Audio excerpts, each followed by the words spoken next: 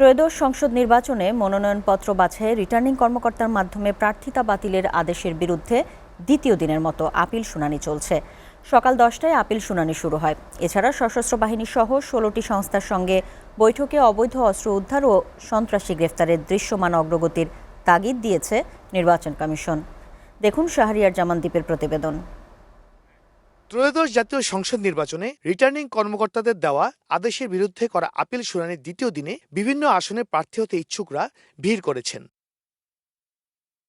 আগারগাঁওয়ে নির্বাচন ভবনের অডিটোরিয়ামে প্রধান নির্বাচন কমিশনার এএমএম নাসির উদ্দিনের সভাপতিত্বে শুনানিতে অন্য নির্বাচন কমিশনাররাও অংশ নেন। এর আগে প্রথম দিনের শুনানিতে 52 জনের আপিল মঞ্জুর করা হয়েছে, 15 জনের আবেদন নামঞ্জুর হয়েছে এবং 3 জনের বিষয়ে সিদ্ধান্ত পেন্ডিং রাখা হয়েছে। আমি ডাক্তার মোহাম্মদ আব্দুল মুবিন, চাঁদপুর 2 নির্বাচনী আসন 261।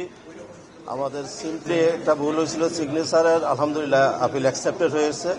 শুনানিতে হলফনামাটি সংশোধন করে আপিল করেছি। আজকের শুনানিতে আমাদের নির্বাচন কমিশনার শুনানির পরে আমাদেরটি বৈধ ঘোষণা করেছে। আপনাদের সকলের দোয়া কামনা করি যাতে করে আমি আমার এলাকায় কাজ করতে পারি। ত্রয়োদশ জাতীয় সংসদ নির্বাচনে 34 জয়পাট 1 আসন থেকে প্রতিদ্বন্দ্বিতা করছি। জয়পুরহাট স্বতন্ত্র প্রার্থী মোহাম্মদ জহুরুল ইসলামের পক্ষে। ওনার রিকোয়ারমেন্ট হচ্ছে 4800 ভোট।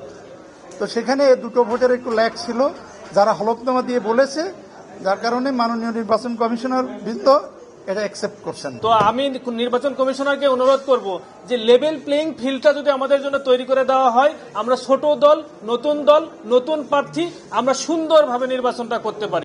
সারা দেশে মনোনয়নপত্র বাছাইয়ে রিটার্নিং অফিসারদের সিদ্ধান্তের বিরুদ্ধে নির্বাচন কমিশনে মোট 645টি আপিল আবেদন জমা পড়ে।